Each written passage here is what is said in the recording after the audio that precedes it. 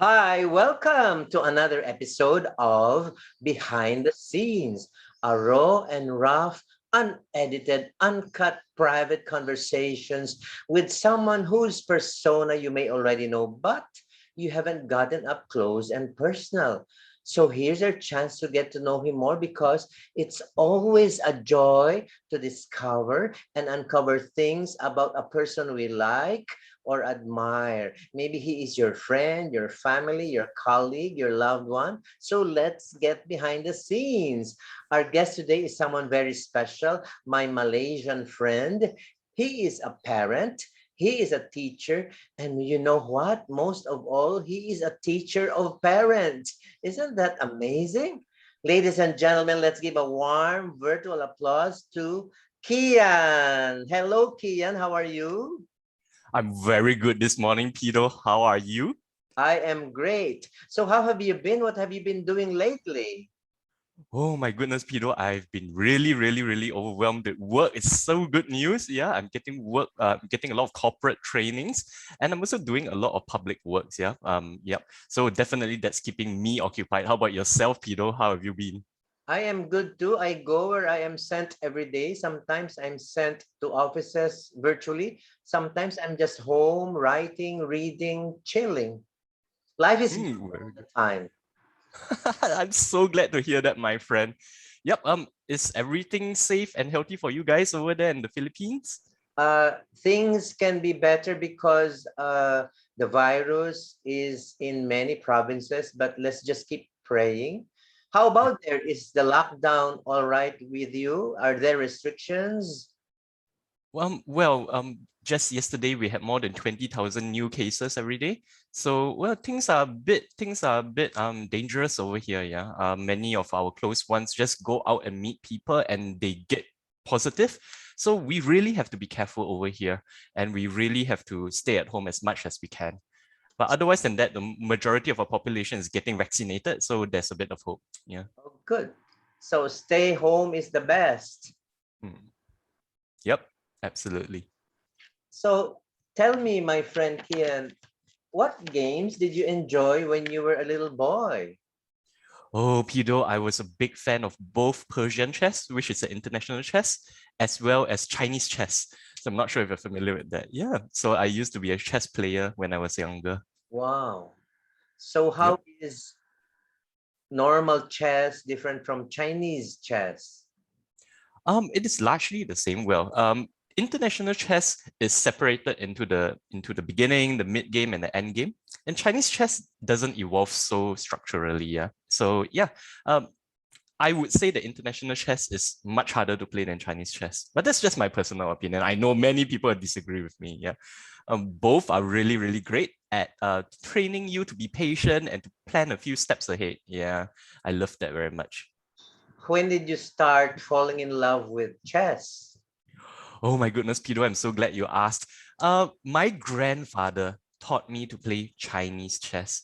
And even as a little boy, as young as I think 6 or 7, I already picked it up and I fell in love with it. And I loved spending time with my grandfather. He never let me win. Always did his best. And I was so amazed at how clever he was. That built a lot of respect towards him. Now that you ask me, I look back on those days with great fondness. Thank you very much for giving me a childhood memory, Pido. Are there other games that you played aside from chess, Kian? I loved basketball. I loved basketball very much. Yeah. I loved the team dynamics of it. I loved outwitting our opponents, together as a team. Yeah, really loved it. What's your position as a basketball player? I was a forward. Yeah, I was a forward. So yep, I would shoot from the middle, from the medium ranges and drive to the basket as well. So you add a lot of points to your team, Kian? Now and then, yeah, I'm a role player, yeah. So it depends on what the teams need. So you must be tall. I am quite tall. I'm around 180 cm tall. Yeah. Yeah, that's around 6 feet, isn't it? Yeah, 6 feet. Oh my goodness, tall and Mm. handsome and smart. Thank you. You're so kind. You're looking very handsome yourself, Pido. Yep. Thank you. Chess, basketball, any more outdoor games or traditional Malaysian games? traditional Malaysian games. Those are the two which really caught my attention. I'm also a big fan of gaming. When I was younger, I played a lot of video games. Yeah, I really love the training. You know, it trains your quick thinking, your decision making skills. And yeah, I look back on those days with much fondness. Thank you so much for relieving a bit of my childhood memories, Peter. Loved it. Yeah. You are both mental and physical. Would you prefer one or are you good in both? Um, I think, Pido, we can all agree that a third one is more important. Emotional, isn't it? Both Oh, of us speak a lot on emotions, right? Yeah. mhm. Emotional health is something which I didn't really take care of or train in my youth and in my young adulthood. And now, in hindsight, right, I can see that it is perhaps the most important thing that we have to take care of because our emotions govern our habits and our behaviors, right? Yeah, now that I look back on it, right, I could have handled many situations much better, even if I was mentally strong, or even if I was physically strong. If I was emotionally more mature, I could have handled those situations much better. Yeah. Well, isn't it because as children or teenagers, we are still being formed emotionally and no one can really be emotionally ready at that age? Yes and no, you see. So now a large part of what I do is that I teach parents how to co-regulate their emotions with their children. So Mm. now a lot of parents, yeah, they like to go and tell their children how to feel. Like for example, they like to go and say, you shouldn't be crying over such a small matter, right? Or in life, you're gonna face much more difficulties than this. Stop crying. You're not strong enough if you can't even overcome such a small thing, right? Well, I believe that the best way for us to build a strong bond with our children and for our children to be emotionally adjusted at a very young age is to go and teach them how to go and regulate their emotions at the same time as us. So now, for example, if a child is screaming, making a big fuss, throwing a tantrum, all right, how do we as parents calm ourselves down and at the same time teach them to calm down so that they are not overly reliant on us to be there every time to bail them out from a stressful situation. Wow. Yep. So When yes, yes, sorry. I do think that yes, we parents have a large role to play in teaching our children how to go and learn to calm down, soothe ourselves, have fun, enjoy, and relax. Yeah, I think that is a very important role of parents. When you were growing up, Kian, what was your attitude like towards school and teachers? Oh, when I was very young, I didn't understand why teachers were so mean, why are they trying to control us. But as I grew older, I started to really appreciate the difficulties teachers had, and ultimately they just wanted the best for us. It's just that many teachers do not know how to communicate this well. All right. They want us to do good. They want us to achieve things. They want us to reach our goals. Maybe some of them come across and the way they communicate is out of frustration. And later on, when I understood this, things were much easier for me. Is teaching now the same or more difficult because things are online, Kian? Oh, Pido, I have to be honest with you. Online teaching, especially for younger children, is very challenging indeed. Right? Yeah. Many children, they are having difficulties learning online because there are so many distractions. There's so many distractions. Now, when we were younger in the classroom, all right, the teacher could really observe to go and see which child is not up to speed, which child is drifting, which child is distracted, and they were going to teach you the skills to come and focus and concentrate. But for online class, it's not so easy. And we talk about consequences, right? When a kid does something unhelpful or not very good, the teacher can issue a consequence to the child in a physical classroom, right? Like for example, hey, all right, why don't you go and come up here and teach together with me as my teaching assistant? And normally the child will be, okay, I'll obey your instructions from now on. But in an online setting, it's not easy. The teacher has a lot of threats but have no fangs. There's a lot of bark but no actual bite, and that's why younger children are struggling with online classes. Discipline is an issue and concentration is an issue. Yes. Mm. That is the downside, Kian. Does online learning have an upside? Definitely, because children are learning how to go and absorb information from different media, right? Traditionally, right, in the classroom, we were very much focused on books, on maybe presentation slides, but nowadays, online learning gives you tools such as quizzes, you know, you can go and do quizzes online. You can easily look up a video online. You have access to Google, you have access to Wikipedia. So it is very multi-platform learning. That's one of the upsides of online learning. Yeah. Parents guide the young, teachers guide the young. They both guide the young. Is there a similarity between parenting styles and teaching styles, or are there differences?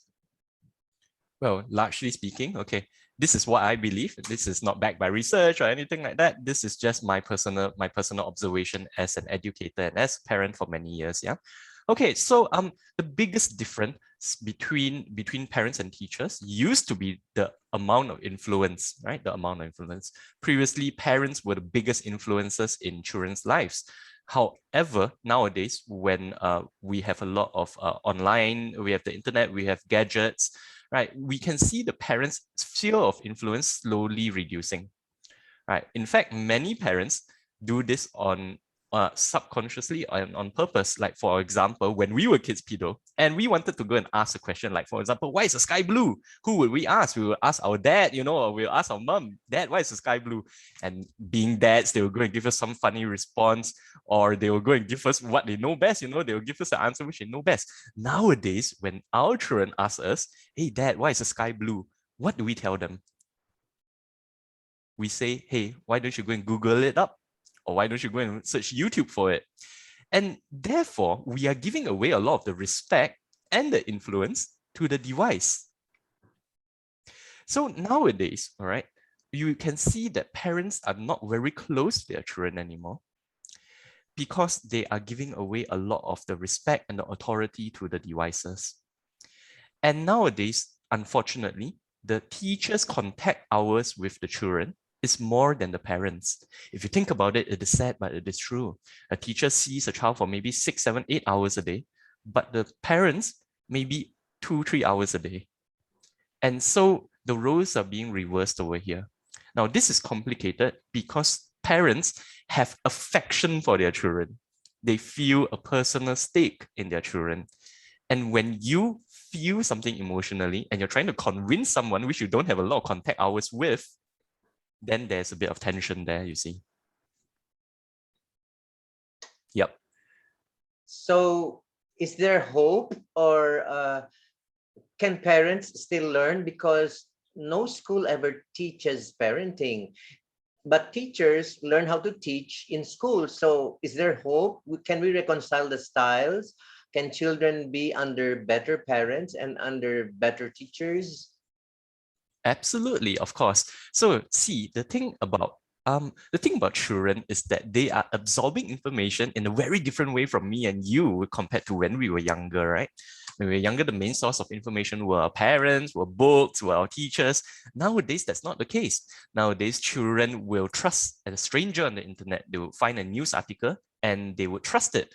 They would go and see they would see an influencer on YouTube and they would trust that influencer, right? So the way they absorb information is very different and it is very, very quick. It is very fast, right? They ask a question and they expect an answer straight away, right? Back then when we were kids, we had to go and read up on it. We had to go to the library or we had to go and ask different people. Nowadays, children are a bit more instant gratification minded. They expect a quick answer and they expect quick results. So we as teachers and parents, we have to evolve our communication to understand that. We have to be compassionate to what children are going through. And we have to evolve our communication so that they understand the message very clearly, all right? And they understand that we are getting them to build healthy habits, we're getting them to develop healthy characters and attitudes. Yep. So we have to change the way we speak to them. So there is no line between parent and teacher. A parent can be a teacher can be a parent. Okay, so now here's a very good answer to that. Yeah, all right.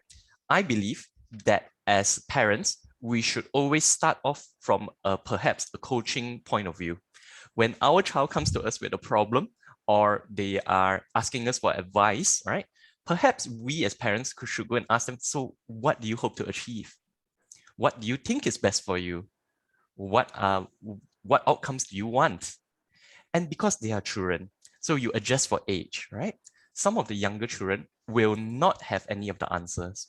Some of the older children may have the answers, right? So now, especially for the younger children who do not have answers, then we have to shift from a coach point of view into a teacher's point of view. Go and tell them, hey, look, here are your options. These are the pros and cons, right? Then we can go back to a parenting role and ask them, what do you think is best for you? So now being a parent is not one set role, yeah. We have to evolve depending on the situation, right? So if ask them what they want, what are your goals over here? If they don't know, then teach them. And at the end of the day, still trust them and leave it back to them to go and see what serves them the best. But teachers, they may not have the time, or they have to be fair to the entire classroom. So they may not be able to play that role, you see. Because they have to take care of, let's say, 30, 40 kids, yeah? They may not be able to transition and to go and invest so much time on one child. So parents still play a very, very important and nurturing role. But teachers can still be role models, Kian? Of course, definitely, absolutely. Teachers definitely can be role models, yeah. Let's go back to the parents. How can I parent and coach and teach? I have to wash the dishes. I have to do the laundry. I have to iron the clothes. I have to do this. I have to do that. My husband or wife needs me. There are many things that occupy me. Help!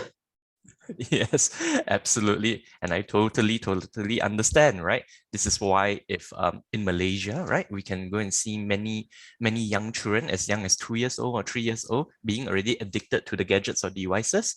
And yeah, I have no, honestly, I do not judge their parents at all. No judgment from me.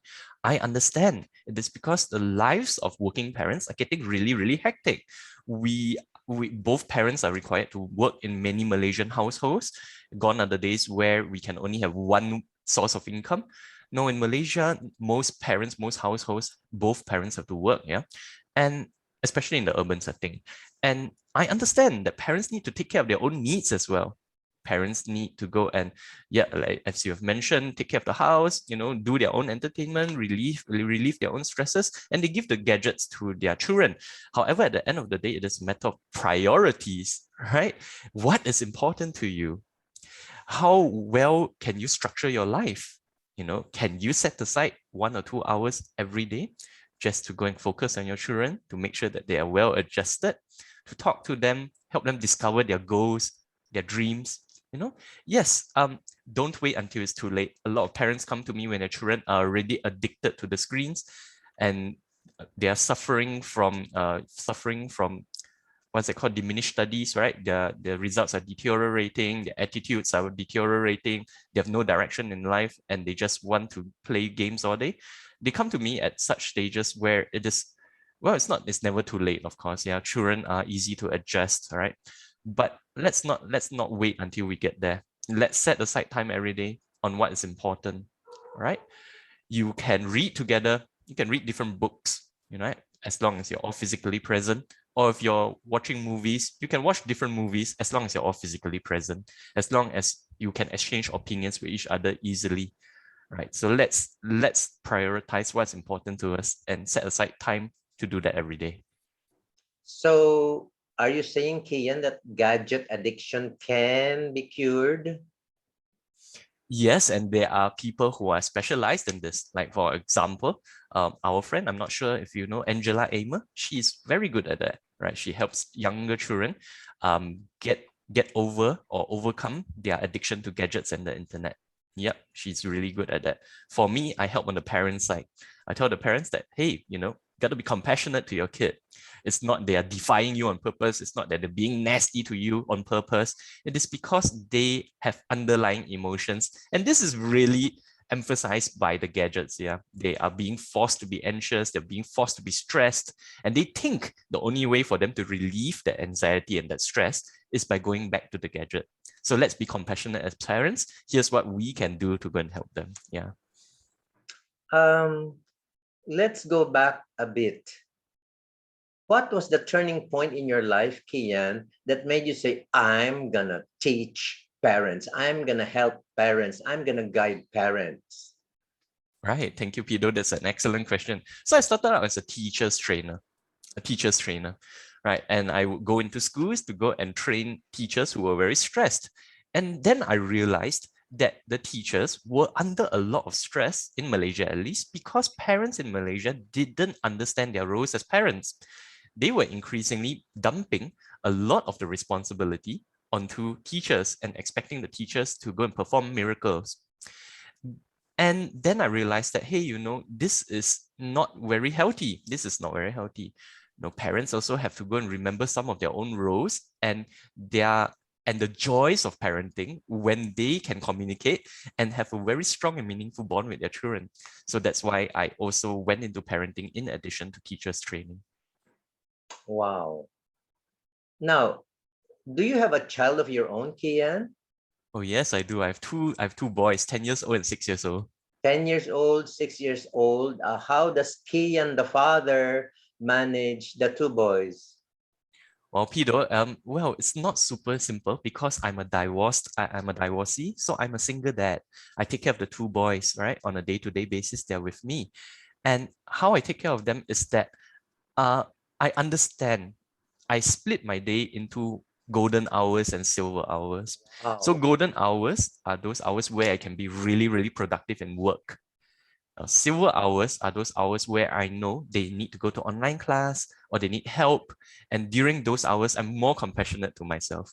I tell Wow. myself, you don't have to do the heavy work during these silver hours. Just do the light work, just do the creative work, just network with people, just follow up on your friends, right? And be kind to yourself. Focus on your children during these times. In the golden hours, you really go and hit your work 100%. Tell your children, set the expectations that during these times, I would appreciate it if you only came to me for emergency or if there's an issue with safety, for example. Yeah.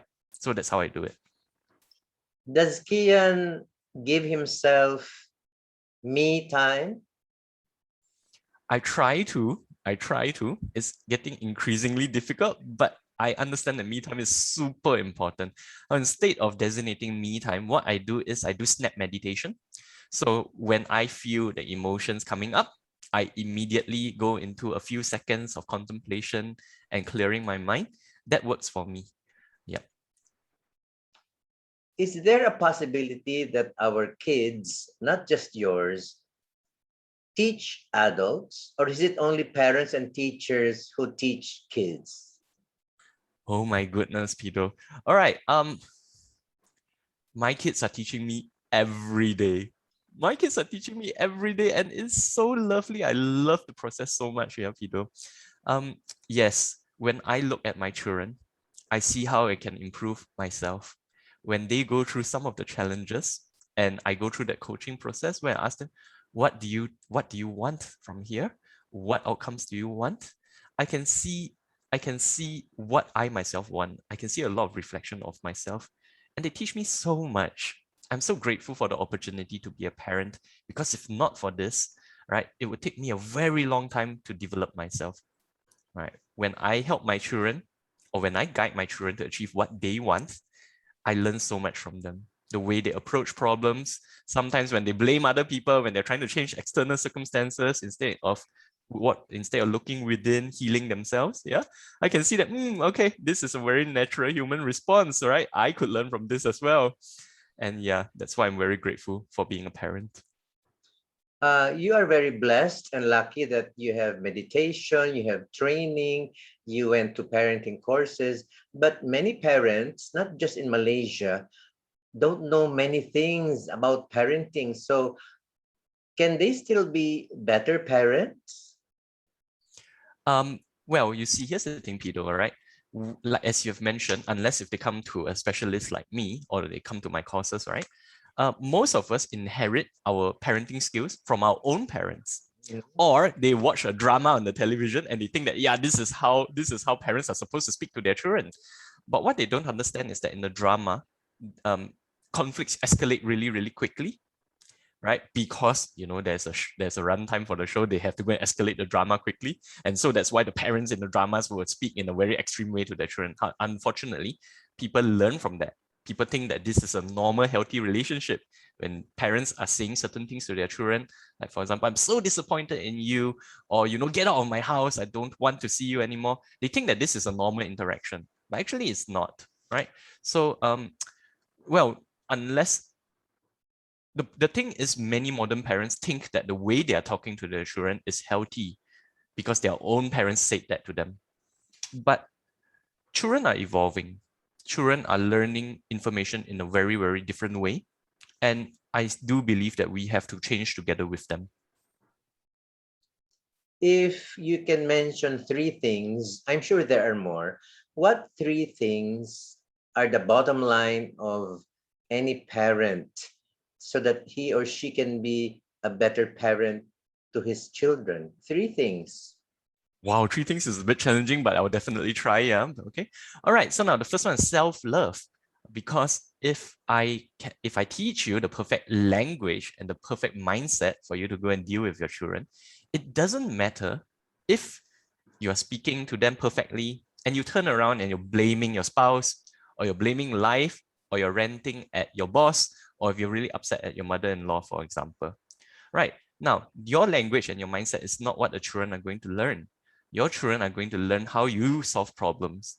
We are their role models. And if we don't love ourselves, if we don't heal ourselves and start to go and look at things from inside ourselves, our children will always be trying to control other people, blame other people, and trying to change external circumstances.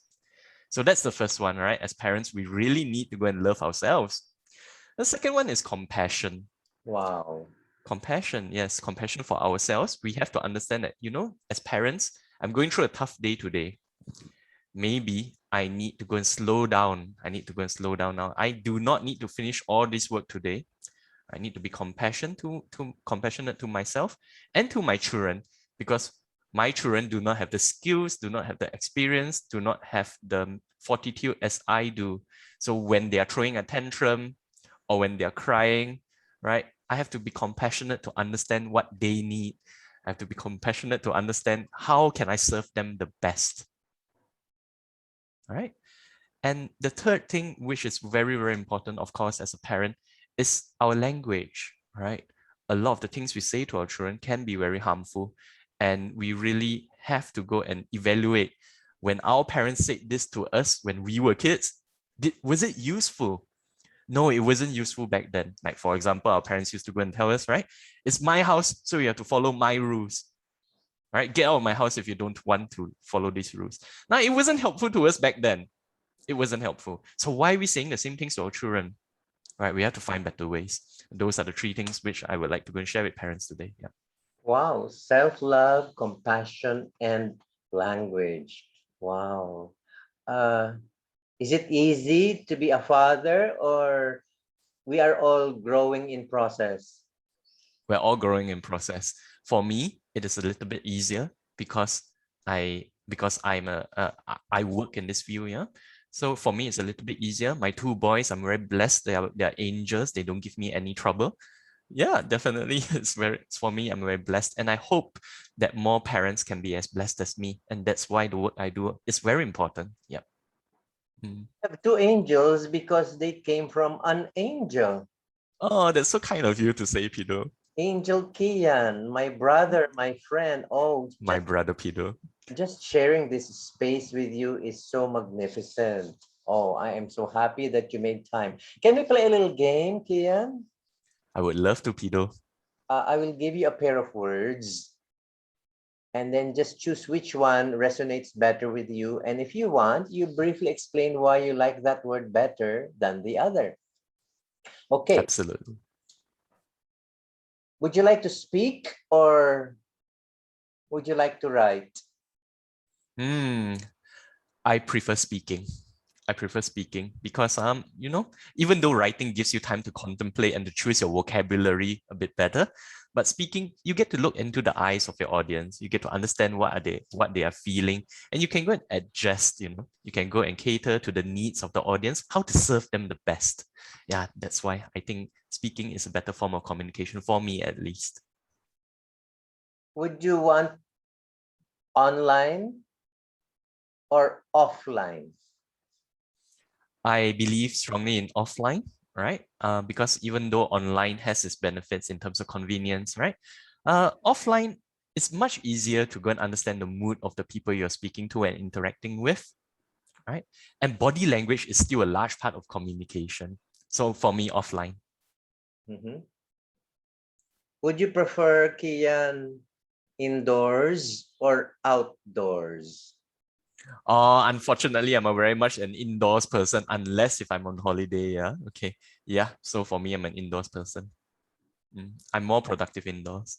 What is indoors that you prefer or like or enjoy?